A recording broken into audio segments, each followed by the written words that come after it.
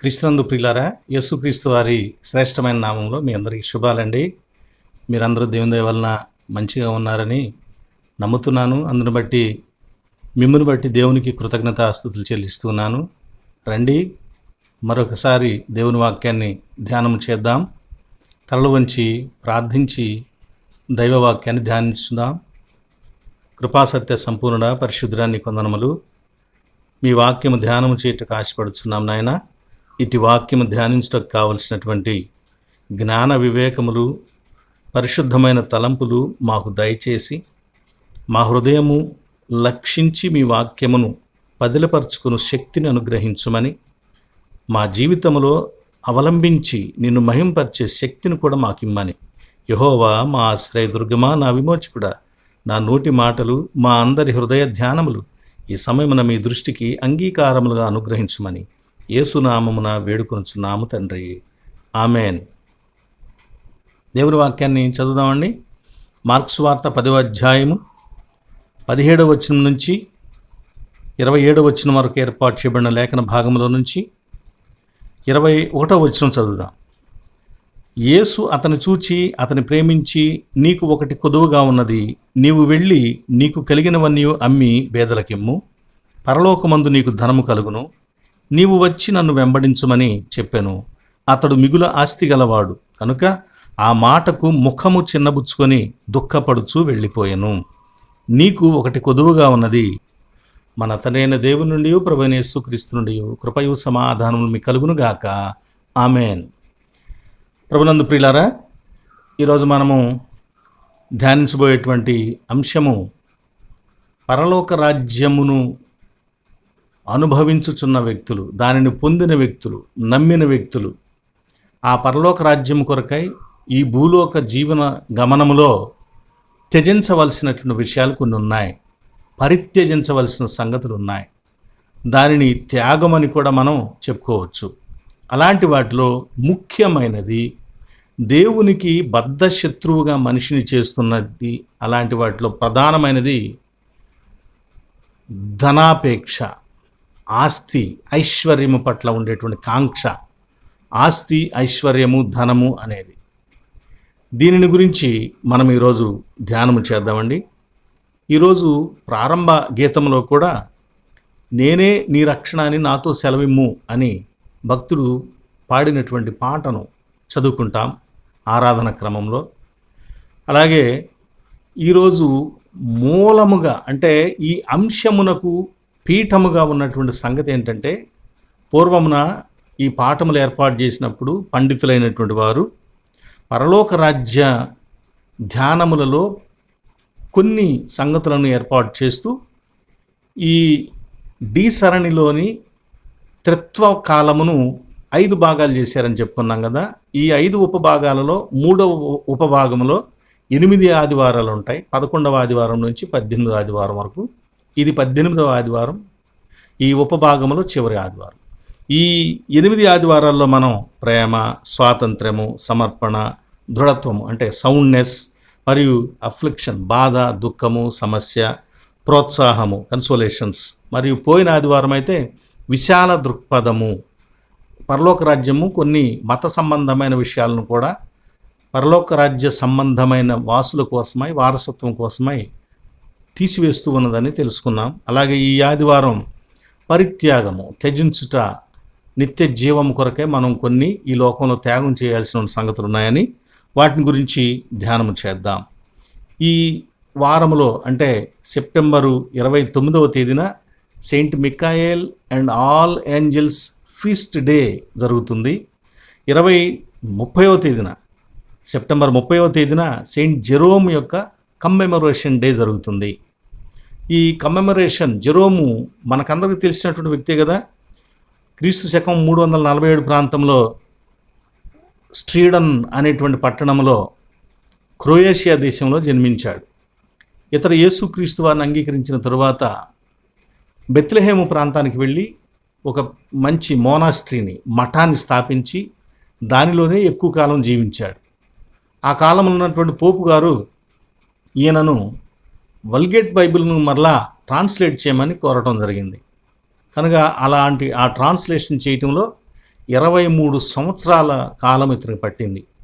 మన ప్రొటెస్టెంట్ బైబిల్లో ఉన్నటువంటి 66 పుస్తకాలే కాకుండా కథోలిక్ బైబిల్లో ఉండేటువంటి మిగిలిన పుస్తకాలను కూడా ఈయన తర్జుమా చేయటం జరిగింది. కాబట్టి జెరోమ్ గారిని ఒక గొప్ప ట్రాన్స్లేటర్గాను, వేదాంతిగాను, పండితుడిగాను, క్రైస్తవ సంఘం యొక్క సింహంగా కూడా ఇతని గురించి చెప్పుకోవడం జరుగుతుంది. ఇది ఈ వారంలో ఉన్నటువంటి ప్రథమమైనటువంటి సంగతులు. ఇక 3 లేఖనాలలో మొదటి లేఖనం ఏంటంటే సొలొమోను దేవుని దగ్గర జ్ఞానమును అడుగుట. దేవుడు మెచ్చుకొని జ్ఞానముతో పాటు ఐశ్వర్యమును, గొప్ప పేరును, కీర్తిని కూడా అనుగ్రహించుట. పత్రిక పాఠ్యభాగంలో యాకోబు పత్రికలో 2వ అధ్యాయము మనం చదువుకున్నాం. ఈ యాకోబు పత్రిక 2వ అధ్యాయము 10 నుంచి 17 వరకు ఉన్నటువంటి లేఖనాల్లో 10 నుంచి 13 వరకేమో లా అండ్ జడ్జిమెంట్, ధర్మశాస్త్రము, తీర్పు. 14 నుంచి 17 వరకేమో ఫెయిత్ అండ్ వర్క్స్ అనేటువంటి 2 విషయాలు ఉంటాయి. ఈ విషయాలను మనం ఒకసారి చూద్దామండి. లా అండ్ జడ్జిమెంట్ అంటే ధర్మశాస్త్రము. లా అంటే ద నమాస్, తోరా అని పిలువబడేటువంటి ధర్మశాస్త్రము మోషే ద్వారా దేవుడు అనుగ్రహించినటువంటిది. దీనిని బట్టి ఏ మనిషిని అతని జీవిత విధానాన్ని ఈ ధర్మశాస్త్ర ప్రామాణికంగా కొలత వేస్తే ఎవ్వరు కూడా నీతిమంతులుగా తీర్చబడరు. ధర్మశాస్త్ర ప్రకారం ఎవరు నీతిమంతులుగా తీర్చబడరు. అంటే ముఖ్యంగా చెప్పుకోదగిన 10 ఆజ్ఞల్లో 9 ఆజ్ఞలు నెరవేర్చి 1 ఆజ్ఞ ఏదైనా తప్పిపోయినా కానీ 9 ఆజ్ఞలు నెరవేర్చాడు కనుక ఆ మనిషిని నీతిమంతుడిగా ఎంచుదాము, 1 ఆజ్ఞ విషయంలో ఏముందలే అనేటువంటి సర్దుబాటు గుణం ఉండనే ఉండదు. కరాఖండిగా, నిక్కచ్చిగా, తూచా తప్పుకోకుండా 100% నెరవేరిస్తేనే నీతిమంతుడు. ఎవ్వరూ దానిని చెయ్యలేరు. కనుక ధర్మశాస్త్రము మనిషిని ఎలా చూపిస్తుందంటే అతని తప్పును ఎలివేట్ చేస్తుంది, తప్పులను ఎక్కువగా చూస్తుంది. కనుక ఆ తప్పులను లెక్కించి మనిషి ఇతడు పాపి అని తీర్పు తీరుస్తుంది, ముద్ర వేస్తుంది. కనుక ధర్మశాస్త్రం బట్టి ఎవ్వరూ నీతిమంతులుగా ఉండరు. కాబట్టి అందరూ పాపులే, ఏ భేదము లేదు, అందరూ పాపము చేసి దేవుడు అనుగ్రహించు మహిమను పొందలేకపోతున్నారు అని చెప్పబడినట్లు అందరూ పాపులుగానే తీర్చబడతారు.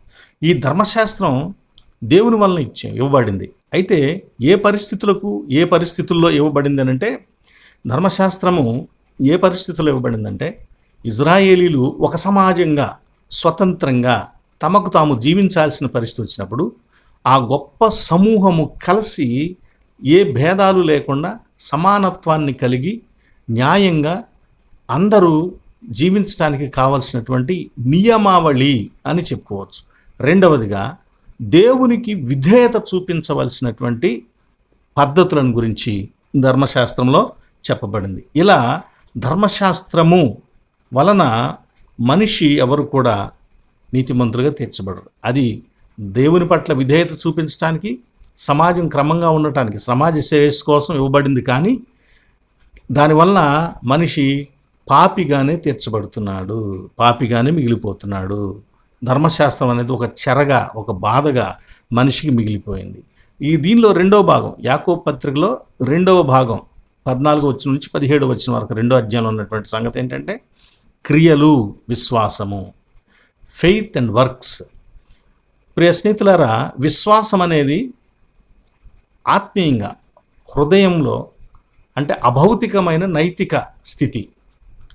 మరి క్రియలు అనేవి భౌతికమైనటువంటి స్థితికి రూపమే క్రియలు. కాబట్టి ఈ 2 కూడా ఒక వ్యక్తి యొక్క ఇన్నర్ మ్యాన్ని, అవుటర్ మ్యాన్ని కూడా సంపూర్ణంగా తెలియజేసేటువంటివిగా ఉంటూ ఉంటాయి. ఇక్కడ కొంతమంది మాకు విశ్వాసం ఉంది కానీ మేము క్రియలు చేయలేకపోతున్నాం, మేము ఫలానా చేయలేకపోతున్నాం, నేను ప్రార్థనకు రావట్లేదు కానీ నాకు విశ్వాసం ఉంది, నేను మీ చేనులో పనికి రాలేదు కానీ పనికి వచ్చినంత గౌరవం ఉంది కనుక నాకు కూలి ఇవ్వండి అంటే ఇస్తారా? ఇవ్వరు.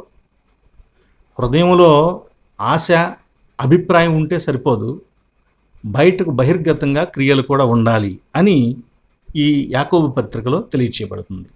అబ్రహాముకు కూడా విశ్వాసం ఉంది. ఆ విశ్వాసం క్రియాత్మకంగా బయటికి ఎలా కనపడింది, ఎలా నిరూపించబడింది అని అంటే అతడు చేసినటువంటి అతని ప్రవర్తన దేవునికి లోబడి దేవుడు ఎక్కడికి వెళ్ళమంటే అక్కడికి వెళ్ళిపోయాడు. ఏది ఇవ్వమంటే అది ఇచ్చాడు. కుమారుని కూడా ఇవ్వటానికి సిద్ధపడ్డాడు. కనుక అతనిలో ఉన్న విశ్వాసము అతడు చేసిన ఆ పనుల వలన ఒక సంపూర్ణ స్థితిని అతనికి రావటానికి కారణమైంది. కాబట్టి మన జీవితంలో విశ్వాసంగా ఉండటమే కాదు, క్రియలు కూడా ఉండాలి. ఆ క్రియలు ఏమై ఉండాలని ఇక్కడ తెలియజేయబడుతుందంటే యాకోబు పత్రిక 2వ అధ్యాయంలో ఒక మూల సూత్రం ఇక్కడ ఇవ్వబడింది. ధర్మశాస్త్రం కానివ్వండి, ఇంకా ఏదైనా కానివ్వండి. 13వ వచనం, కనికరము చూపని వాడు కనికరము లేని తీర్పు పొందును, కనికరము తీర్పును మించి అతిశయపడును. కనికరమును కలిగి ఉండవలసినటువంటి అవసరం. కనికరము అనేది దేవుడు కోరుకునే గొప్ప విషయం. హోషేయ ప్రవక్త ద్వారా తెలియచేస్తాడు పాత నిబంధన కాలంలో, బలులు అర్పణలు నేను కోరటం లేదు కానీ నేను కనికరమనే కోరుచున్నాను. మత్తయి సువార్తలో కూడా ఈ విషయాన్ని ప్రభువు తెలియచేశాడు. సాక్షాత్ ఆయన తన నోటితో కూడా తెలియజేశాడు. ప్రవక్త ద్వారా చెప్పించాడు, తర్వాత ఆయన కూడా తెలియచేయడం జరిగింది. అంటే దేవుడు ధర్మశాస్త్రం ద్వారా కానివ్వండి, ధర్మశాస్త్రం లేకుండా సువార్త ద్వారా కానివ్వండి, మనిషిలో కోరుకుంటున్నది ఏంటంటే విశ్వాసము, కనికరము. దీనిని ఆయన కోరుకుంటున్నాడు. కనికరం లేకుండా విస్తారమైన బలులు అర్పించిన ప్రయోజనం శూన్యము. ప్రేమ లేని వాడిని అయితే నేను వ్యర్థుడను అంటాడు భక్తుడు. గణగణ మోగే గంట లాంటి వాడిని అని పౌలు భక్తుడు తెలియచేస్తాడు. కాబట్టి విశ్వాసము, క్రియలు ఈ రెండు కూడా మనకు సంపూర్ణతను అనుగ్రహిస్తాయి. కానీ దేవుడు హృదయాన్ని లక్షిస్తున్నాడు. మరి ప్రవర్తన ద్వారా కూడా దేవుని మనం క్రియలు చూపించి చేసి మహిమపరచవలసిన వారమై ఉన్నాం. ఇక సువార్త పాఠ్య భాగంలో ఈనాటి అంశంను బట్టి మనం చూసినట్లయితే త్యాగము, త్యజించటం ద్వారా పొందటం. అంటే భూలోకంలో ఉన్నటువంటి ధనాన్ని పరలోకానికి మనం ట్రాన్స్ఫర్ చేసుకోవటం, ఇక్కడి నుంచి అక్కడికి పంపించుకోవటం. అశాశ్వతమైన ధనాన్ని శాశ్వతమైన ధనంగా మార్పిడి చేసుకోవటం. ఇక్కడ అక్షయమైన ధనాన్ని క్షయము కాని ధనముగా మార్చుకోవటం. ఇది అసత్యమైన ధనం, దీనిని సత్యమైన ధనంగా మార్చుకోవటం. ఇలా చేయటంలో ఈ ధనాన్ని మనం వదులుకోవాలి. చూడండి, బ్యాంకు దగ్గరికి వెళ్ళి మనకు ఒక 10,000 రూపాయలు డీడీ కావాలనుకోండి, మనం డీడీ పేపర్ రాసిస్తే ఇస్తారా? 10,000 రూపాయలు ఇచ్చి దానికి సంబంధించి కొంత ఖర్చు ఉంటుంది, అది కూడా ఇస్తే అప్పుడు 10,000 రూపాయలకు సంబంధించినటువంటి హామీతో కూడుకున్నటువంటి డీడీ ఇస్తారు. మనం ఈ డబ్బులు ఇవ్వకోకుండా డీడీ ఇవ్వమంటే ఇవ్వరు. అలాగే పరలోక రాజ్య సంబంధమైన అక్షయమైన సత్యమైన అసలైన ధనాన్ని మనం పరలోకంలో పొందాలంటే ఈ భూలోకంలో మనకున్నటువంటి వాటిని మనం వదులుకోవాలి, పెట్టుబడిగా పెట్టాలి. వదులుకోవటం అంటే పెట్టుబడిగా పెట్టాలి. యేసుక్రీస్తు వారు అక్కడ పెట్టుబడి పెట్టడానికి ఒక సంస్థను చూపించాడు. ఆ పెట్టుబడి పెట్టేటువంటి సంస్థ ఏంటంటే కనికరయుత కార్యములు, పేదలకిమ్ము నీ ఆస్తిని అమ్మి అని తెలియచేశాడు. కాబట్టి స్నేహితులారా, ధన మార్పిడి విషయం, ధనం అసలు ఎన్ని రకాలు, ఐశ్వర్యం ఎన్ని రకాలు ఎలా ఉంటుందో ఎకనామికల్ సంబంధించినటువంటి వ్యక్తులు, పండితులు తెలియజేసినటువంటి సంగతి. ఒక సూక్తి టెనెస్సీ విలియమ్స్ అనే వ్యక్తి అంటాడు, you can be young without money but you cannot old without it అని అంటాడు. అంటే నీవు డబ్బు లేకుండా యవనస్తుడిగా ఎదిగితే ఎదగొచ్చు, కానీ డబ్బు లేని వృద్ధుడిగా మాత్రం ఉండకూడదు. అంటే యవన ప్రయాణానికి వచ్చేటప్పుడు నీ దగ్గర ఉన్నా లేకపోయినా వృద్ధాప్యానికి వచ్చేసరికి నువ్వు తప్పనిసరిగా డబ్బు సంపాదించాలి అని టెనెస్సీ విలియమ్స్ తెలియచేస్తారు. ధనాన్ని గురించి ఎన్ని రకాల సూక్తులు, ఎన్ని రకాల సామెతలు, ఎన్ని రకాల పొడుపు కథలు ఉంటూ ఉంటాయో. డబ్బు ఉంటే కొండ మీద కోతి దిగొచ్చింది అంటారు ఒకళ్ళు, మనీ మేక్స్ మెనీ థింగ్స్ అంటారు మరొకరు.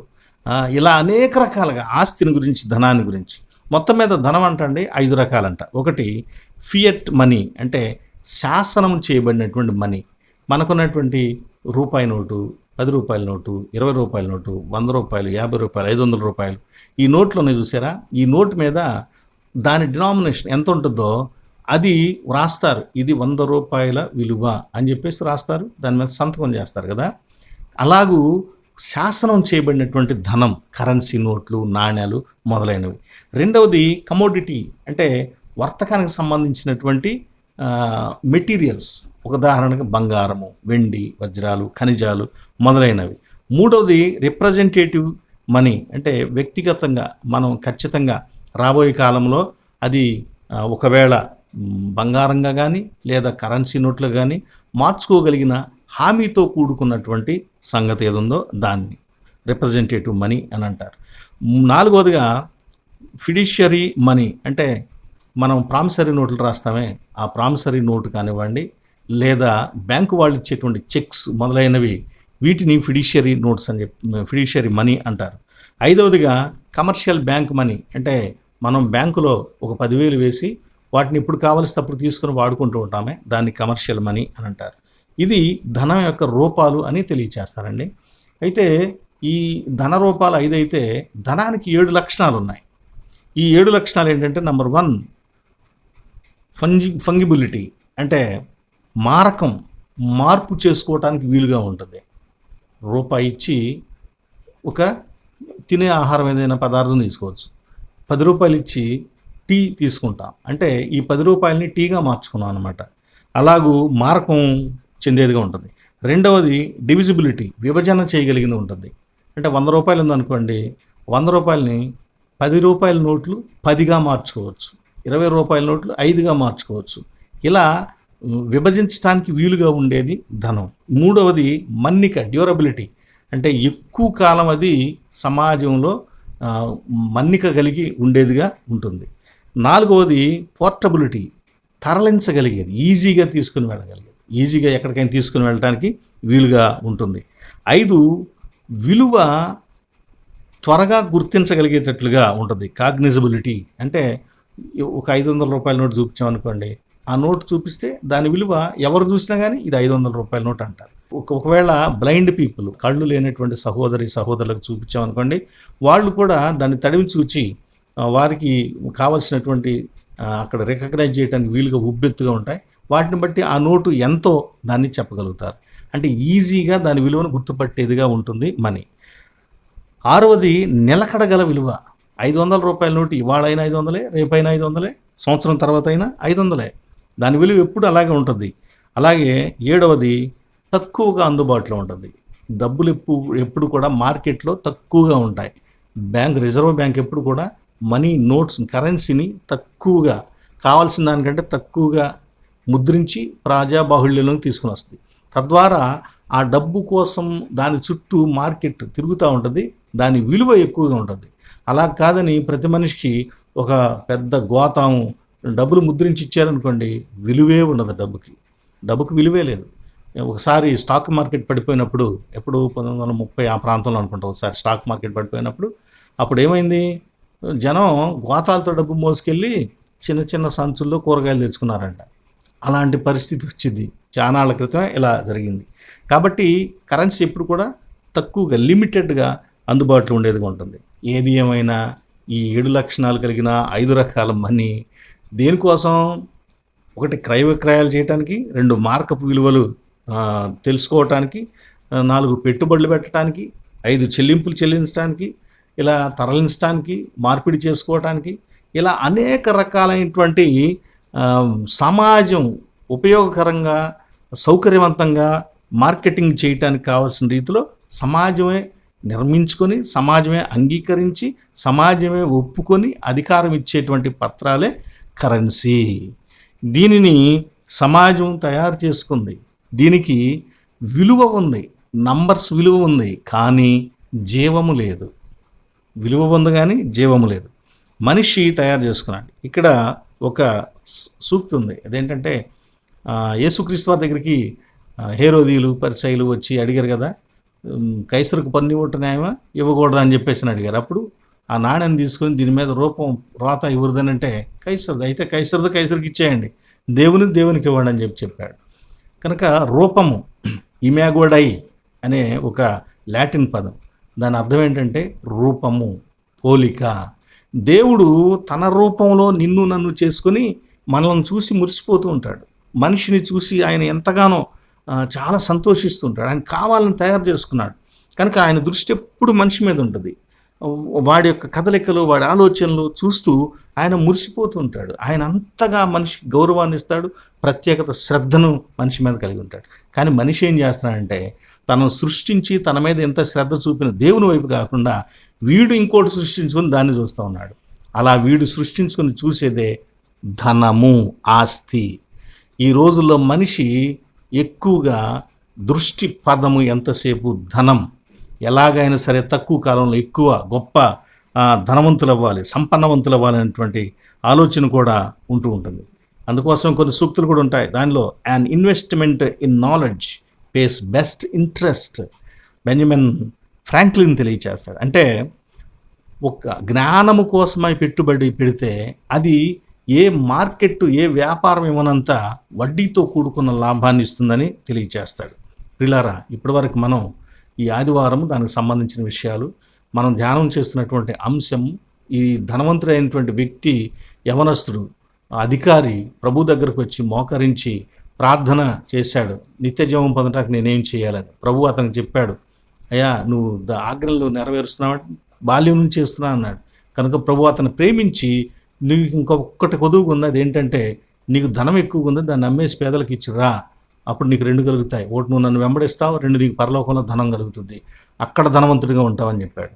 ఆ వ్యక్తి పరలోకంలో ధనాన్ని వద్దనుకున్నాడు, ప్రభుతో స్నేహాన్ని వద్దనుకున్నాడు, ఇహలోకంలో ధనమే కావాలనుకుని వీటిని పొందలేకపోయినందున ఏడ్చుకుంటూ వ్యసనపడుచు వెళ్ళిపోయాడు. ఆ వ్యసనం అనే మాటలో ఎన్ని రకాలుగా దూషించుంటాడు. అంటే తనను దూషించుకుంటాడు, తనకు బుద్ధి చెప్పినటువంటి వ్యక్తిని కూడా దూషిస్తాడు. ఇలాంటి వ్యక్తులు సమాజంలో చాలామంది ఉంటూ ఉంటారు.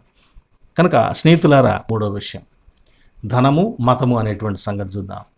మతం ధనాన్ని ఎలా మాట్లాడుతుంది, ఎలా చెబుతూ ఉంది? మతం ధనం పట్ల ఏ అభిప్రాయం కలిగి ఉంది అని అంటే, వాస్తవంగా దేవుని నమ్మిన వారు, దేవుని నమ్మని వారు, ఏ దేవుని నమ్మిన వారైనా ఎవరికైనా సరే సమాజంలో డబ్బు అనేది తప్పనిసరి. ఆ సమాజంలో జీవించడానికి ధనం అనేది, కరెన్సీ అనేది, ఆస్తి అనేది తప్పనిసరిగా కావాల్సిందిగా ఉంటూ ఉంటుంది. కనుక ధనాన్ని సంపాదించుకోవాలి, ఆ ధనం కోసం పని చేయాలి, మొదలైనటువంటి కష్టపడి సంపాదించుకోవటంలో దేవుడు ఎక్కడ కూడా మనిషిని ఏ మాట మాట్లాడలేదు, తప్పుగా మాట్లాడలేదు.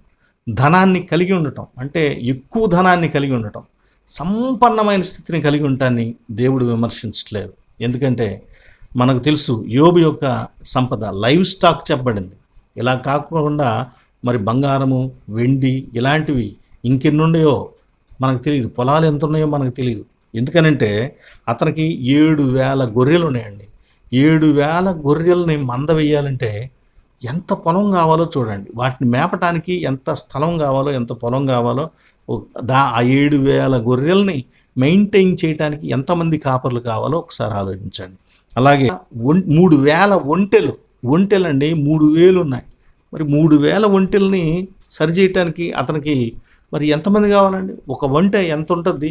వాటినన్నిటినీ ఒక చోట ఉంచడానికి, వాటికి ఒక శాల ఏర్పాటు చేయడానికైనా, గాడి ఏర్పాటు చేసి మేత పెట్టడానికైనా ఎంత చేలో మేత కావాల్సి ఉంటుంది, పెంచాల్సి ఉంటుంది.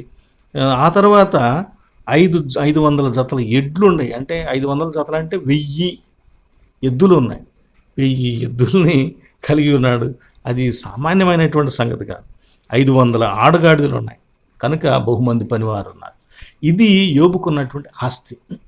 ఇక్కడెక్కడ దేవుడు యోబు ఆస్తిని బట్టి యోబును ద్వేషించలేదు, దూషించలేదు, చులకనగా మాట్లాడలేదు, వ్యతిరేకించలేదు. అబ్రహాం కూడా సంపన్నుడు. అబ్రహాన్ని దేవుడు ఆస్తిని బట్టి ఎప్పుడూ తప్పుపట్టలేదు. అబ్రహాం ఆస్తి ఇస్సాకుకు వచ్చింది. ఇస్సాకును కూడా దేవుడు ఎప్పుడూ తప్పుపట్టలేదు. యాకోబు, ఏశావు, వీళ్ళెవళ్ళు ధనాన్ని బట్టి దేవుడు ఎప్పుడూ తప్పుపట్టలేదు. అంటే పాత నిబంధనకు ముందు కాలం, పాత నిబంధన కాలంలో కూడా దేవుడు ధనాన్ని పెద్దగా లెక్క చేయలేదు. మనిషి కూడా దాన్ని లెక్క చేయలేదు. కనుక మనిషి ధనాన్ని ఏ స్థాయిలో ఉంచాలో, ఆస్తిని ఏ స్థాయిలో ఉంచాలో, ఎక్కడ ఉంచాలో అక్కడే ఉంచాడు. దేవునితో ఎలా ఉండాలో అలాగే ఉండాలి. కాబట్టి దేవుడు దానిని అసలు లెక్కలో తీసుకోకుండా ఆ భక్తులతో ఎలా ఉండాలో అలాగే ఉండాలి. ఇది ఆ కాలంలో చక్కగా సరిపోయింది. కనుక ధనాన్ని గురించినటువంటి విమర్శలు లేవు, ధనాన్ని గురించినటువంటి సమస్యలు దేవుని దగ్గర రాలేదు.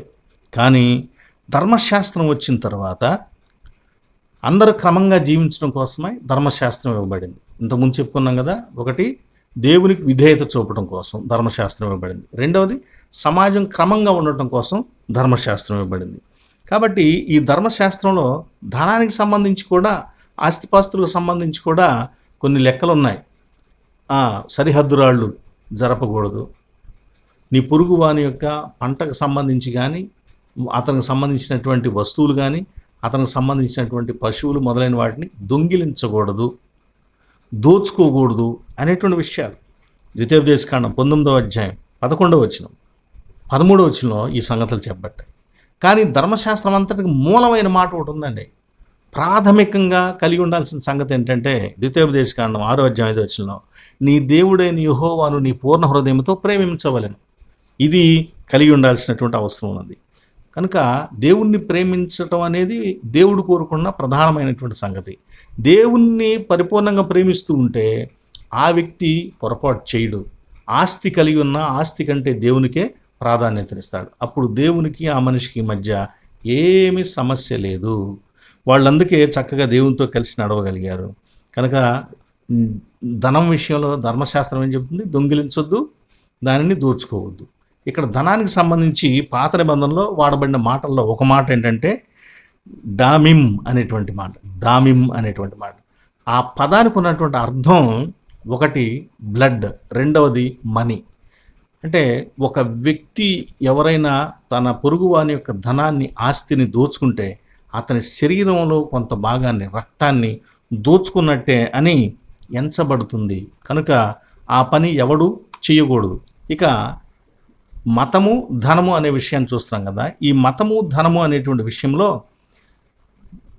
దేవునిని వ్యక్తులు తమకు కలిగిన ఆస్తితో కూడా సేవించాలి. వాళ్ళకున్న ఆస్తి, అంతస్తు, వాళ్ళకున్నటువంటి ఐశ్వర్యము, ధనము మొదలైనవి దేవునికి సేవించటానికి పనికొచ్చేవిగా ఒక టూల్గా ఉండాలి. కానీ దేవుని నుంచి దూరం చేసేటువంటి ఒక శక్తిగా కానీ, ఒక ప్రభావంగా కానీ, ఒక వస్తువుగా కానీ ఉండకూడదు.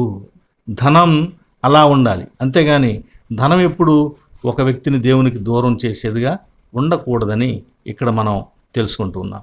కనుక దేవుణ్ణి ధనంతో కూడా సేవించాలి. దానికోసమే ఆజ్ఞలు ఏం చెప్పబడ్డాయి?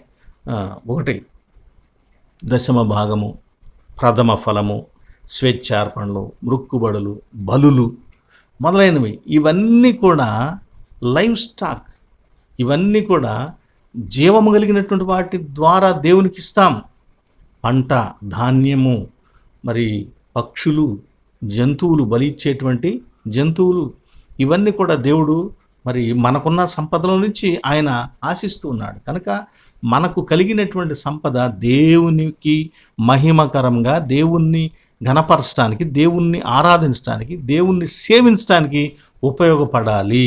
అలా ఉపయోగపడపోతే అది సరి అయినటువంటి మేనేజ్మెంట్ కాదు, ధనాన్ని సరిగ్గా మేనేజ్ చేయటం కాదు. అందుకే ఎప్పుడైతే మనిషి ఈ ధనాన్ని ఇలా చక్కగా మెయింటెనెన్స్ చేయటం మానివేశాడో, వదిలివేశాడో, దేవుణ్ణి కూడా వదిలివేసి ఈ ధనం వెంట పరిగెత్తున్నాడో, అప్పుడు దేవుడు ధనానికి, మనిషికి కూడా వ్యతిరేకయ్యాడు.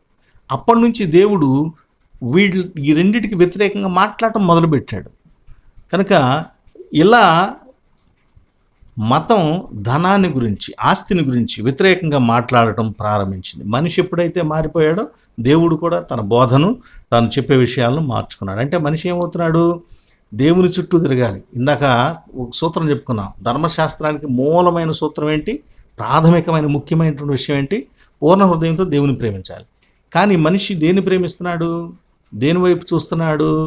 మత్తయి సువార్త 6వ అధ్యాయం 21లో ప్రభు చెబుతున్నాడు, నీ ధనం ఎక్కడుండనో నీ హృదయం అక్కడుండను.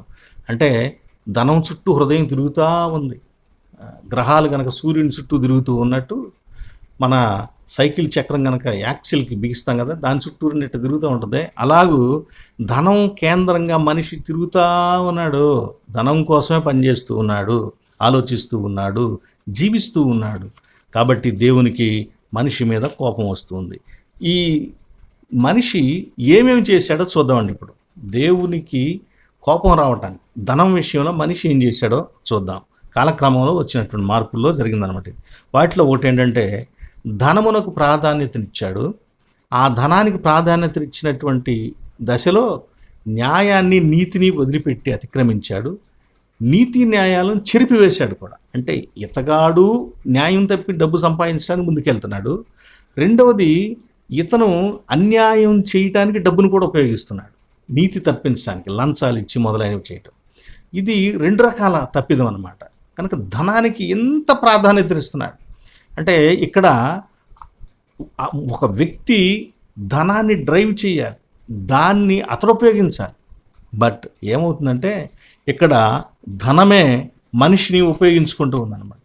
ధనమే మనిషిని ఎలా కావాలంటే అలా చేస్తూ ఉంది. ఒక సామెత ఉందండి, ఆ సామెత తెలియజేస్తాను. అదేంటంటే, money is a terrible master but excellent servant. B T Barnum అనేటువంటి వ్యక్తి తెలియజేస్తాడు. ధనము అనేది చాలా ప్రమాదకరమైనటువంటి యజమానంట, కానీ అది చాలా ఎక్సలెంట్, చాలా ఉన్నతమైనటువంటి బానిస కూడానంట. ధనం విషయంలో నీవు బానిసవా, ధనానికి యజమానివా? డబ్బుకు బానిసవైపోయావా, లేదా డబ్బును బానిసగా చూడగలుగుతున్నావా? ఒకసారి ఆలోచించుకో. ఆ బానిస బ్రతుకు దయచేసి బ్రతకొద్దు. ఒకవేళ ఇన్నాళ్ళు అలా ఉంటే మార్పు చెందటానికి ప్రయత్నం చేయి. అదేంటి పాస్టర్ గారు, డబ్బులు లేకపోతే ఎట్లా బ్రతుకుతాం అని అనుకోవచ్చు. నిజమే, సమాజం అలాగే కనపడుద్ది. కానీ ప్రియ స్నేహితులారా, డబ్బుతోనే అంతా జరుగుతుందంటే పొరపాటు. ధనముతో మంచాన్ని కొనుక్కోగలుగుతావు, చాలా కంఫర్ట్గా ఉండే మంచాన్ని కొనుక్కోగలుగుతావు, బెడ్ కొనుక్కోగలుగుతావు. నిద్రను కొనుక్కోగలవా? లేదు కదా. డబ్బుతో ఆహారాన్ని కొనుక్కోగలవు, ఆకలిని కొనుక్కోగలవా? కనుక అన్ని డబ్బే చేస్తుందంటే పొరపాటు. కాబట్టి మనం ఆధారపడవలసిన దేవుని మీద, మనం చూడవలసిన దేవుని మీద. ఎందుకంటే భూమి ఆకాశములు, భూమియు దాని సంపూర్ణతయు, లోకమును దాని నివాసులను యెహోవావే, ఆయనకు సంబంధించినవే, ఇవన్నీ ఆయనవే. అంటే ఆయన మనవాడైతే ఈ భూమి ఆకాశాలే మనవి. భూమి ఆకాశాలు మనమైతే డబ్బు ఎంత పెద్ద లెక్కండి కదా. కాబట్టి సహోదరి సహోదరులారా, మన దృష్టి దేవుని మీద, ప్రాధాన్యత దేవునికి ఇచ్చేవారిగా ఉండాలి. సామెతల గ్రంథం 28వ అధ్యాయం 6వ వచనంలో వంచకుడై సంపాదించేటువంటి వ్యక్తులు ఉంటారని తెలియచేయబడింది. కనుక ధనం సంపాదించడానికి అక్రమం, సంపాదించిన ధనంతో మళ్ళా అక్రమాలు చేయటం. రెండవది, దేవుని కంటే ధనముకు ప్రాధాన్యత ఇవ్వటం. ఇక్కడ యవనస్తుడిని చూసాం కదా. ఆ యవనస్తుడు ఏం చేశాడండి? ఆ యవనస్తుడు ప్రభువును విడిచి వెళ్ళిపోయాడు. ధనానికి ప్రాధాన్యతనిచ్చాడు కానీ ప్రభువుకు ప్రాధాన్యతను ఇవ్వలేకపోయాడు. అతడు ప్రభువును విడిచిపెట్టి ధనం కోసమై లోకం వైపు పరుగులెత్తినటువంటి వ్యక్తిగా మనము మార్కు సువార్తలో, లూకా సువార్తలో, మత్తయి సువార్తలో అతని గురించి చూస్తాం. అతని గురించి ఒక సువార్తికుడేమో ధనవంతుడు అని చెప్తాడు, ఇంకో సువార్తికుడేమో అధికారం చెప్తాడు, ఇంకో సువార్తికుడేమో యవనస్తుడు అని చెప్తాడు. ఇలా ఈ మూడింటిని బట్టి చూస్తే అతడు యవనస్తుడు, ధనవంతుడు, అధికారం, ఏదో ఉద్యోగం కూడా చేస్తున్నటువంటి వాడు. ఈ వ్యక్తి ప్రభు ఆజ్ఞలన్నీ అనుసరిస్తున్నాడు కానీ ధనాన్ని విడిచిపెట్టడం అనే ఆజ్ఞను మాత్రం అతడు చేయలేకపోతున్నాడు. అతన్ని ప్రభు చేయమంది ఏంటండి? పేదలకు ఇవ్వమన్నాడు. దానికి సంబంధించి తర్వాత కూడా తెలియచేస్తాను. మూడవదిగా, ధనార్జన కోసమే బ్రతుకు, పుట్టింది అందుకే. అసలు పుట్టిందే నేను ధనం కోసం అని ధనం కోసం పనిచేయటం, డబ్బు సంపాదన కోసమే పని చేయటం. ఇలాంటి వ్యక్తులను బట్టి దేవుడు, నువ్వు పుట్టింది డబ్బు సంపాదించడానికి, డబ్బుకు సేవ చేయటానికి కాదు, ఆస్తిపాస్తులకు సేవ చేయటానికి కాదు, నీ జీవితాన్ని నేను ఇచ్చింది నువ్వు నాకు సేవ చేయటానికి, నన్ను ఆరాధించడానికి, నన్ను మహింపరచడానికి ఈ లోకంలో నీకు జన్మను ఇచ్చాను అని దేవుడు తెలియచేస్తున్నాడు, దేవుడు కోరుకుంటున్నాడు. కనుక మనము ఆ విషయాన్ని మర్చిపోకూడదు. ఆ విషయాన్ని మర్చిపోయి అసలు డబ్బు కోసమే అన్నట్లుగా బ్రతికితే ఎట్లాగండి? కొంతమంది ప్రభువును నమ్మినా డబ్బు కోసమే, కొంతమంది ప్రభువును ప్రకటించినా డబ్బు కోసమే. అంటే యథారాజా తథా ప్రజ. దైవ సేవకులు అలాగే ఉన్నారు, విశ్వాసులు కూడా అలాగే ఉన్నారు. ఎంత భయంకరమైన ఘోరమైన విషయం అండి ఇది. చాలా దారుణమైన విషయం. ఇద్దరూ మార్పు చెందాల్సిన విషయం. అలాంటి వారిని అందరిని కూడా ప్రేమతో కోరుతున్నారు. ఐదవదిగా, ధనమునే నమ్ముకునుట. సామెతల గ్రంథం 11వ అధ్యాయం 28వ వచనంలో ధనమును నమ్ముకుని వాడు పాడైపోవును. మార్కు సువార్త 10వ అధ్యాయం 24వ వచనంలో ఇక్కడే ప్రభు చెబుతాడు. మనం చదువుకున్న వాక్యం దగ్గర తర్వాత చెబుతాడు, భూలోకంలో ఆస్తి యందు నమ్మకం ఉంచిన వారు పరలోక రాజ్యంలో ప్రవేశించుట దుర్లభము, వాళ్ళకంటే ఒంటె సూది బెజ్జంలో ప్రవేశించడం సులభము అని తెలియచేస్తాడు. కనుక సహోదరి సహోదరుడా, మనము ధనమును నమ్ముకోవటం ఆపుదాం. ఐదవదిగా ధనము మీద ఆధారపడటం. ధనము మీద ఆధారపడటం. దేవుని మీద ఆధారపడాలి మనిషి, కానీ దేని మీద ఆధారపడుతున్నాడు? డబ్బు మీద ఆధారపడుతున్నాడు. డబ్బు ఉంటే నాకు అన్నీ జరిగిపోతాయి, డబ్బు ఉంటే ఫలానా జరిగింది, డబ్బు ఉంటే ఫలానా నేను ఫలానా చేయగలుగుతాను అని ప్రతిదానికి డబ్బు మీద ఆధారపడి ఆలోచించటం, ప్రణాళికలు రచించటం. దేవుని మీద ఆధారపడాలి. విలియం కేరీ గారు అంటాడు, expect great things and attempt great things for God. మనము దేవుని మీద ఆధారపడి దేవుని వైపు చూస్తూ మనము గొప్ప కార్యాలను తలంచుకోవాలి, ఊహించుకోవాలి. వాటి కోసమై మనం ముందడుగు వేయాల్సిన వారమై ఉన్నామండి. ఆరవదిగా ధనము వలన ఏమవుతుందంటే గర్వం. డబ్బులు వచ్చేసరికి మనిషికి కొంత గర్వం. అంతవరకు ఎంతో అభిమానంగా మాట్లాడేటువంటి మనుషులు డబ్బులు రాగానే వాళ్ళ మాటల్లో తేడాలు వచ్చేస్తుంటాయి, వాళ్ళ ఆలోచనలో తేడా వస్తుంటాయి, ఫ్రెండ్షిప్లో తేడా వస్తుంది, బంధుత్వాల్లో తేడా వస్తుంది. డబ్బులు ఉన్నప్పుడు డబ్బు లేనప్పుడు ఉండేటువంటి తేడాలు అనేక రకాలుగా ఉంటూ ఉంటాయి. ఎందుకంటే డబ్బుకు లోకం దాసోహం. ఈ డబ్బు కోసమే, డబ్బునే ఊహిస్తూ, డబ్బుతోనే మనిషికి విలువను కడుతూ ప్రపంచం నడుస్తూ ఉంది కనుక ఇలాంటి సమస్యలు వస్తూ ఉన్నాయి. Wealth is a slave of a wise man, the master of a fool. ఇందాక ఒక మాట చెప్పాను కదా, ఇది ఒక పెద్ద క్రూరమైనటువంటి యజమాని అని. కానీ ఇక్కడ ఇంకొక సంగతి సెనెకా అనేటువంటి వ్యక్తి చెప్తారు, wealth is a slave of a wise man. అంటే సంపద అనేది, ఐశ్వర్యం అనేది జ్ఞానికి ఒక సర్వెంట్ లాంటిది, ఒక నౌకర్ లాంటిది. కానీ ఫూలిష్ మ్యాన్కి, వెర్రివాడికి, జ్ఞానం లేనివాడికి మాత్రం ఆ ధనమే యజమాని లాంటిది. నీ ధనము నీకు యజమానా, లేకపోతే నీ ధనానికి నీవు యజమానివా? నీవు దానికి సేవ చేస్తున్నావా, లేక అది నీకు సేవ చేసేదిగా నీవు ఉపయోగించుకోగలుగుతున్నావా? జాగ్రత్త. దేవుని సేవలో కూడా మన ధనము ఉపయోగపడాలి. ఏడవది, ఇది ప్రాముఖ్యమైన విషయం, దేవునికి మనుషులకు ధనం విషయంలో తేడా రావడానికి ఇదే కారణం. అదేంటంటే 5 పాత్రల మనీ మేనేజ్మెంట్ గురించి యూదుల రబ్బీలు తెలియజేస్తారు. 5 పాత్రలు అంటే ఒక పిల్లవాడికి పుట్టగానే వాడు పెరుగుతున్నప్పుడు మనీని ఎలా ఉపయోగించాలనే దానికి 5 పాత్రలు ఇచ్చి వాడికి నేర్పాలి అని అంటారు. ఆ 5 పాత్రల్లో మొదటి పాత్ర పేరు కానుక పాత్ర. దీనిలో దశమ భాగం, అంటే ఒక వ్యక్తి 100 రూపాయలు సంపాదిస్తే ఆ 100 రూపాయల్లో 10 రూపాయలని ఆ కానుక అని వ్రాసినటువంటి పాత్రలో, మొదటి పాత్రలో వెయ్యాలి. ఇది దేవునికి ఇవ్వాల్సింది రూల్. గుర్తుపెట్టుకోండి, మనం ఇచ్చే కానుకలు భవిష్యత్తులో ఇవ్వాలని కాదు ఇచ్చేది, ఆల్రెడీ మనం పొందిన వాటికి దేవునికి ఇస్తాం. కనుక కానుక అనేది మనం ఇవ్వకపోతే దొంగలం అవుతాం. అందుకే మీరు ఇవ్వకుండా దొంగలయ్యారు, దొంగిలించున్నారని మలాకి గ్రంథంలో అందుకే ప్రభు తెలియజేస్తాడు. ఆ తర్వాత రెండవ పాత్ర ఆశీర్వాదాల పాత్ర, బ్లెస్సింగ్స్ జార్ అని అంటారు. ఈ ఆశీర్వాదాల పాత్రలో మరొక 10 రూపాయలు వేయాలి, అంటే మరొక దశమ భాగం వేయాలి. అంటే ఇప్పుడు 100 రూపాయల్లో ఓ 10 రూపాయలు కానుకల పాత్రలు వేసాడు, ఇంకో 10 రూపాయలు దేనిలో వేయాలి? ఆశీర్వాదముల దీవెనల పాత్రలో వేయాలి. ఈ దీవెనల పాత్రని ఎందుకన్నారు? దీన్ని కనికరయుత కార్యాలు దీని ద్వారా చేయాలి. పేదలకు, అవసరతలో ఉన్న వారికి, దిక్కులేని వారికి, పరదేశులకు సహాయం చేయడానికి ఈ రెండవ పాత్రలోని డబ్బును ఉపయోగించాలన్నమాట. దానికోసమై అతడు సంపాదించిన 100 రూపాయల్లో ఒక 10 రూపాయలు తీసి దానిలో ఉంచాలి. ఇంకా 80 రూపాయలు ఉన్నాయి. ఇప్పుడు మూడవ పాత్రలో, ఈ మూడవ పాత్రను ఏమన్నారంటే పెట్టుబడి, ఇన్వెస్ట్మెంట్ జార్ అంటారు, అంటే పెట్టుబడి పాత్ర. దీనిలో 20 రూపాయలు వేయాలి. 80 రూపాయలు మిగిలి 80 రూపాయలు 20 రూపాయలు దానిలో వేయాలి. అంటే 20% ఈ పాత్రలో వేయాలి. అంటే భవిష్యత్ కాలంలో ఏదైనా ఒక పనిని, ఇల్లు కొనుక్కోవాలి లేదా ఇంకేదైనా చేయాలి, దానికోసమై పెట్టుబడిగా మూలధనంగా 20% మనకు సంపాదించిన దానిలో భద్రం చేయాలంట. ఇప్పటికి ఎంత అయిందంటే, ఇప్పుడు 2 10లు 20, 40% అయిపోయింది. 40 రూపాయలు అయిపోయినాయి 100 రూపాయల్లో, 60 రూపాయలు ఉన్నాయి. ఈ 60 రూపాయల్లో 4వ పాత్రలో మరొక 10% వేయాలి, మరొక 10 రూపాయలు వేయాలి. దాన్ని ఏమన్నారంటే ఎమర్జెన్సీ, ముందు జాగ్రత్త కోసమైనటువంటి పాత్ర, సేవింగ్ పాత్ర అని అంటారు. దీనిలో వేయాలంట. ఇదేంటి, ఎందుకోసం పనిచేస్తుంది, దీని విషయం ఏమిటి అని అంటే, మనకి ఏదైనా అనుకోకుండా ఆపద సంభవిస్తే విపత్కర పరిస్థితుల్లో ఈ 4వ పాత్రలో ఉపయోగించుకోవటానికి వీలుగా వీటిని భద్రం చేసుకోవాలంట. అంటే ప్రమాదాలు, ఇబ్బందులు కుటుంబానికి ఆకస్మికంగా అనుకోకుండా ఎదురైనప్పుడు ఉపయోగించుకోవటానికి భద్రం చేసుకోవాలి అని 4వ పాత్ర ద్వారా తెలియచేయబడుతుంది. దీనిలో 10%, మొత్తం 50% అయిపోయింది. మిగిలిన 50% 5వ పాత్రలో వేయాలి. మిగిలిన రూ. 50 5వ పాత్రలో. ఆ 5వ పాత్ర పేరు లివింగ్ పాత్ర, లివింగ్ జార్. అంటే మనం ఇప్పుడు జీవించడానికి కావలసినవన్నీ, కుటుంబం నడవటానికి, జీవితం నడవటానికి కావలసినవి వాడుకోవటానికి రూ. 50 వాడుకోవాలి.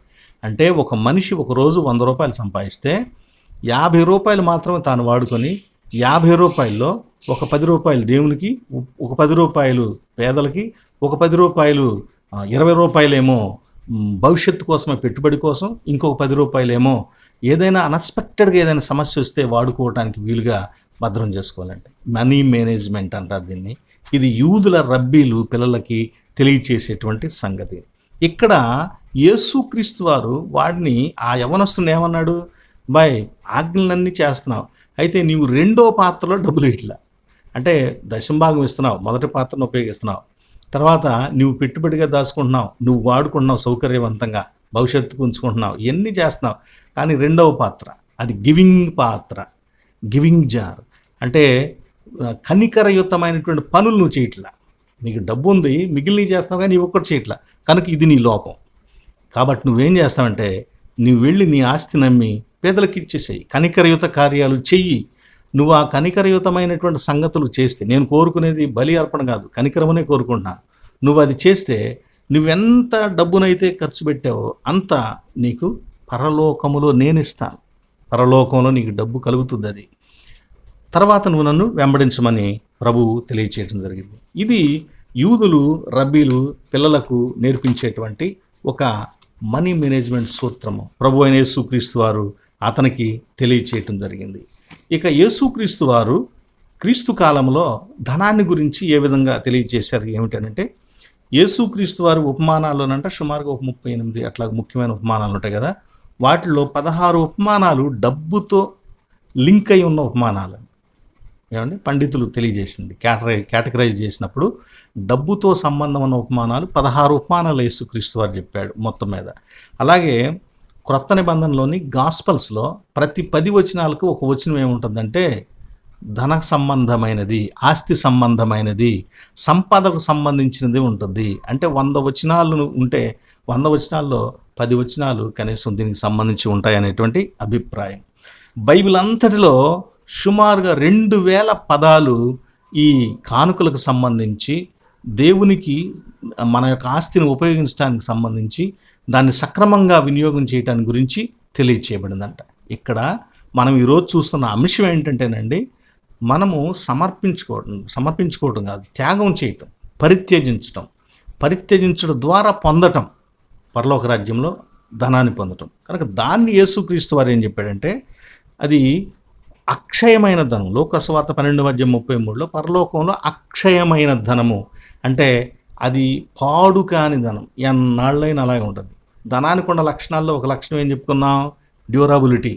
అంటే అది నిలకడగా, అది స్థిరంగా ఉండటం, అది పాడు కాకుండా ఉండగలగటం. ఇక్కడ 1 సంవత్సరం కాబట్టి 10 సంవత్సరాలకైనా ఈ లోకంలో ఉండే ధనం పాడవుతుంది. కానీ పరలోకంలో మనం సంపాదించుకునే ధనం పాడు కాదు, ఎప్పటికీ అలాగే ఉంటుంది. పరలోకంలో ధనం సంపాదించుకోవాలంటే భూలోకంలో బ్యాంకులు ఉన్నాయి. ఆ బ్యాంకులే కనికరయుత కార్యములు. మనం కనికరంతో చేసే పనులు, అవసరతలో ఉన్నవారు, మన బంధువులు కావచ్చు, పొరుగువారు కావచ్చు, స్నేహితులు కావచ్చు, శత్రువులు కావచ్చు, అవసరతలో ఉన్నవారు, ఇబ్బందిలో ఉన్నవారు, సమస్యలో ఉన్నారు, పేదరికంలో ఉన్నటువంటి వారు, రోగముతో ఉన్నవారు, ఇలాంటి వారికి, లేమిలో ఉన్నవారికి మనము ఆ ఒక 10% తీసి ఉపయోగించాలి. దేవునికి ఇచ్చే 10% దీనికి ఉపయోగించకూడదు, గుర్తుపెట్టుకోండి. అది దేవుని సేవకే ఉపయోగించబడాలి. దైవ సేవకులే దాన్ని భుజించాలి. అది దైవ సేవకుల కోసం ఇచ్చింది. ఇంకొక 10% మాత్రమే ఈ కనికరయుత కార్యాలకు ఉపయోగించాలి. కొంతమంది 10% తీసి ఇలాంటి పనులకు వాడుతూ ఉంటారు. తప్పు చేయొద్దు. 10% తీయొచ్చా తీయకూడదా, ఇవ్వాలా ఇవ్వకూడదా అనేది పెద్ద ఇది జరుగుతూ ఉంటుంది.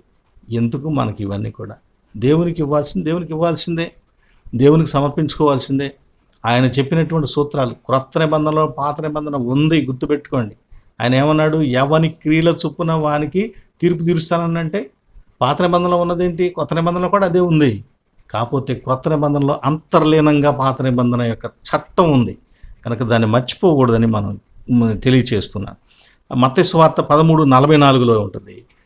పరలోక రాజ్యమును దేనితో పోల్చేది? పరలోక రాజ్యం ఎలా ఉందంటే ఒక దాచబడిన ధనమును పోలి ఉందన్నాడు. పరలోక రాజ్యాన్ని ధనం అన్నాడు ప్రభువైన యేసుక్రీస్తు వారు. కనుక స్టీవర్డ్, ఒక గృహ నిర్వాహకుడు తక్కువలో నమ్మకం ఉంటే ఆ ఎక్కువ ధనాన్ని అతనికి ఇవ్వటానికి అవకాశం ఉంటుంది. తక్కువలో నమ్మకం లేని వాడికి ఎక్కువ ధనాన్ని ఏమి ఇస్తామండి? 100 రూపాయల్లో నమ్మకంగా లేనివాడికి 1000 రూపాయలు ఏమి ఇస్తాం? కాబట్టి ఈ లోకంలో మనం నమ్మకంగా దేవుడు మనకిచ్చిన సంపదను, మనకిచ్చినటువంటి తలాంతులను, ఆయుష్ను ఉపయోగించవలసిన వారమై ఉంటాం. అప్పుడు పరలోక రాజ్యము అనేటువంటి ధనాన్ని కూడా దేవుడు మనకిస్తాడు. పర్లేదు, ఇతను చక్కగా మెయింటైన్ చేస్తాడు, జాగ్రత్తగా దీన్ని అజమాయిషి చేస్తాడు అని ప్రభువు మనకు దానిని కూడా అప్పగిస్తాడనమాట. దానిని సత్యమైన ధనమని కూడా లూకాసు వార్త 16:11 ప్రభువు తెలియచేయడం జరిగింది. కనుక పౌలు భక్తుడైతే తిమోతి పత్రికలు ఏమంటాడు? సత్క్రియలు అను ధనము, క్రియలే ధనంగా చెప్పబడ్డాయి. కనుక యేసుక్రీస్తు వారు కూడా ఆ యవనస్తుడికి ఏం చెప్పాడు? క్రియ, పేదలకు పంచి రమ్మన్నాడు, పేదలకు ఇచ్చేసి రమ్మన్నాడు, అవసరంలో ఉన్నవాడికి ఇచ్చేసి రమ్మన్నాడు. కనుక క్రియలు యాకోబు పత్రికలో కూడా క్రియలు లేకుండా నువ్వు ఎట్లా సంపూర్ణం అవుతావు అని తెలియచేయబడుతుంది. కనుక విశ్వసిస్తున్నావా? ప్రభువును నమ్ముతున్నావా? ఓకే, మంచిది, దేవుడిని దీవించును గాక. అయితే దానికి తగినట్లుగా క్రియలను కూడా కలిగి ఉండవు. క్రియలు లేకపోతే ప్రయోజనం లేదు. ఏమంటే ఒక మాట, వ్యవసాయం చూద్దాం. వ్యవసాయం పనులు చేయడానికి చేలోకి వెళ్ళి పని చేయాలి. ఎవరైనా ఒక వ్యక్తి చేలోకి వెళ్ళి పని చేయకుండా సాయంత్రం కూలి పనిచేటప్పుడు వెళ్ళి, అయ్యా నేను చేలోకి రాలేదు కానీ ఇంటి దగ్గరే ఉన్నాను, కానీ నా మనసు అంతా మీ చేలోనే ఉంది, నా హృదయం అంతా మీ చేలోనే ఉంది, నేను ఇంటి దగ్గర ఉన్నాను కానీ కనుక నాకు కూడా కూలి ఇవ్వండి అంటే ఇస్తారా? మీరు ఇస్తారా? ఇవ్వరుగా, ఇవ్వం. అలాగే మనసు ఉండటం కాదు, హృదయం ఉండటం కాదు, మనిషి కూడా వెళ్ళాలి, పని చేయాలి. అలాగే హృదయంలో విశ్వాసం ఉండటమే కాదండి, జీవితంలో దానికి సంబంధించిన పని కూడా చేయాలి. ఒక పేద విధవరాలు, ఆమెకున్న 2 కాసులు ఇవ్వటానికి వెనకాడకుండా ఇచ్చివేసింది.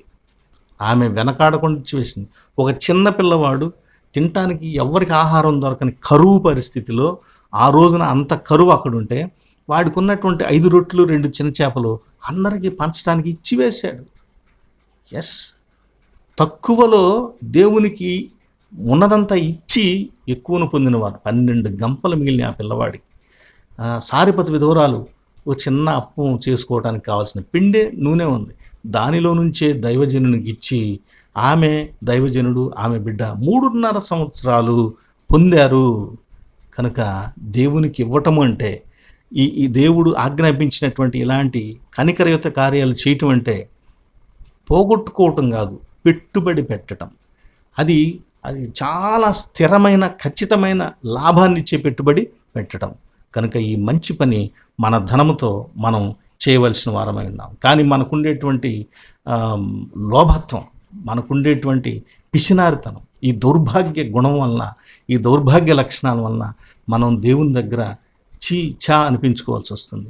ధనాన్ని ప్రేమిస్తున్నాం, దేవుణ్ణేమో దూరంగా ఉంచుతున్నాం. మన హృదయం అలా మారిపోతున్నది. కనుక స్నేహితులారా దయచేసి ధనం కోసమైనటువంటి ఆకాంక్ష ఉండవచ్చు, కానీ దేవుని కంటే ప్రథమ స్థానం దానికి ఇవ్వద్దు. నీకంటే ప్రథమ స్థానం కూడా దానికి ఇవ్వద్దు. అది నీ పాదాల దగ్గర ఉండాల్సిందే. That is your servant, you are the owner of the money, wealth. నీకు ఓనర్ ప్రభువు. కాబట్టి నీ దాసిగా ఉండవలసిన దాన్ని నీ యజమానిగా నెత్తి మీద పెట్టుకోవద్దని మిమ్మల్ని కోరుతూ, ప్రభువు తెలియచేసినట్లుగా అట్టి మంచి క్రియలు చేస్తూ మనకు దేవుడిస్తున్నటువంటి సిరిని, సంపదను, నిత్య జీవాన్ని పొందుకోగలిగేటువంటి మార్గంలో, సరైన విధానంలో దానిని త్యాగము చేస్తూ పరలోకంలో సమృద్ధిగా దాన్ని తిరిగి పొందుకుందాం. సర్వశక్తిమంతుడు అట్టి కృపను మనకు దయచేయునుగాక. ఆమేన్. గుర్తుపెట్టుకోండి, మనం ఈ వాక్యాన్ని వింటున్నటువంటి మీరు లైక్ చేయండి, చాలామందికి కూడా తెలుస్తుందంట దానివల్ల. అలాగే షేర్ చేయండి మీకు తెలిసిన వాళ్ళకి. కొత్తగా చూస్తున్న వాళ్ళు ఎవరైనా ఉంటే సబ్స్క్రిప్షన్ చేసుకోండి. తర్వాత ముఖ్యంగా మరి ఈ పరిచర్యను ప్రేమించే మీ మంచి మనసులో నుంచి దేవుడు కలిగించేటువంటి తలంపును బట్టి మీ గుప్పిలి కూడా విప్పగలరని మిమ్మల్ని కోరుతున్నాను. ప్రార్థన, ప్రభు నేర్పిన ప్రార్థన ఆశీర్వాదంతో సెలవు తీసుకుందాం. మన తండ్రి అయిన దేవుని సమస్త జ్ఞానములకు మించిన దేవుని సమాధానము యేసుక్రీస్తు వలన మీ హృదయములకును మీ తలంపులకును కావలిండును గాక. ఆమేన్. ప్రార్థన. పరిశుద్ధమైన తండ్రి, కృప కలిగిన దేవా, నీకు స్తోత్రం నాయన. ఇదిగో నాయన, మీ వాక్యాన్ని ధ్యానించుకున్నాం. కనికరించండి. ఇటు పరిశుద్ధ లేఖనమును ప్రభువా, ధనమునకు ప్రాధాన్యతనివ్వకుండా ఆ ధనాన్ని కూడా మీ పాదాల దగ్గర ఉంచగలిగేటువంటి ఒక గొప్ప ధైర్యము, స్థైర్యము, మనస్సు, అభిప్రాయము మేము కలిగి ఉండినట్లుగా, ధనమును నమ్ముకోవటం కాక, ధనం మీద ఆధారపడటం కాక, మిమ్మును నమ్మి మీపైన ఆధారపడి జీవించేటువంటి గొప్ప లక్షణమును, ధైర్యమును, మనస్సును, ఆలోచన, అభిప్రాయములను మాలో బలముగా అనుగ్రహించమని వేడుకుంటున్నాం. ఒకవేళ ఇంతవరకు నాయన అలాంటి దౌర్భాగ్య బానిసత్వాన్ని కలిగిన వారమై నీకు కోపం పుట్టించేమేమో, మా మీద మీకు కోపం కలిగిందేమో నాయన, క్షమించండి. ఈ మాటలు వినిన తర్వాత అయినా మమ్మల్ని సరిచేసుకొని ధనమునకు దాసులంగా కాకుండా ధనం మాకు దాసిగా ఉండినట్లు, మేము నీకు దాసులంగా ఉండినట్లు పని చేయటకు కావలసినటువంటి సామర్థ్యము, వివేచన, ఆలోచన, బలము ఆయన మాలో ఉత్సాహమును అనుగ్రహించి బలపరచండి. ఇదిగో మాలో ఆయన ఆరోగ్యరీతిగా బలహీనలుగా ఉన్న బిడ్డలను జ్ఞాపకం చేసుకుని ఆయన ఎలాంటి విపత్కర పరిస్థితుల్లో ఉన్నారో వారిని ముట్టి బాగు చేసి స్వస్థతను దయచేయను ఆయన. నీ అందరి విశ్వాసమును బట్టి నాయన వారు గొప్ప నాయన స్వస్థతను పొందుకునే సహాయం దయచేయండి. అలాగే సమాధానం లేకుండా హృదయాల్లో, కుటుంబాల్లో బాధపడుతున్న బిడ్డలకు సమాధానమును నదివలే ప్రవహింపచేయండి నాయన. లేమిలో బాధపడుతున్న బిడ్డలకు కావాల్సిన సమృద్ధిని, సంతృప్తి గల జీవనాన్ని దయచేయండి నా తండ్రి. మా ప్రభువా, ఎవరెవరు ఏ అవసరతల్లో ఉండి ప్రార్థిస్తున్నారో, ఈ ప్రార్థనలో ఏకీభవిస్తున్నారో ప్రతి మంచి అవసరత తీర్చి ప్రభువు మాకు సహాయం చేశాడని మీ అందరి విశ్వాసాన్ని బట్టి సంతృప్తిగా నీకు కృతజ్ఞతాస్తులు చెల్లించుకునే భాగ్యం దయచేయండి తండ్రి. ఈ ప్రార్థన ఆలకించి దయతో మాకు మేలు చేయమని, కనికరించమని, సాతాను యొక్క మార్గాల్లోనికి వెళ్లకుండా ధనమునకు దాసులం కాకుండా నాయన మీకు దాసులంగా, నీ బిడ్డలంగా, విశ్వాసులంగా జీవించే కృప, కనికరమును మీరు కోరుకుంటున్నారు కాబట్టి కనికరము కలిగినటువంటి జీవితాన్ని, మేము ప్రవర్తనను కలిగి ఉండేటువంటి కృప మాకు దయచేయమని, నడిపించమని, మమ్మల్ని మీకు అప్పగించుకొనొచ్చు. మీకు మహిమ, ఘనత, ప్రభావాలు సమర్పించుకొనొచ్చు. యేసుక్రీస్తు వారి పేరున వేడుకొంచున్నాము తండ్రి. ఆమేన్. పరలోకమందున్న మా తండ్రి, నీ నామము పరిశుద్ధపరచబడును గాక. నీ రాజ్యము మాకు వచ్చును గాక. నీ చిత్తము పరలోకమందు నెరవేరుచున్నట్లు భూమి యందు నెరవేరును గాక. మా అనుదిన ఆహారము నేడు మాకు దయచేయము. మా ఎడల అపరాధము చేసిన వారిని మేము క్షమించి ఉన్న ప్రకారము మా అపరాధములను క్షమించుము.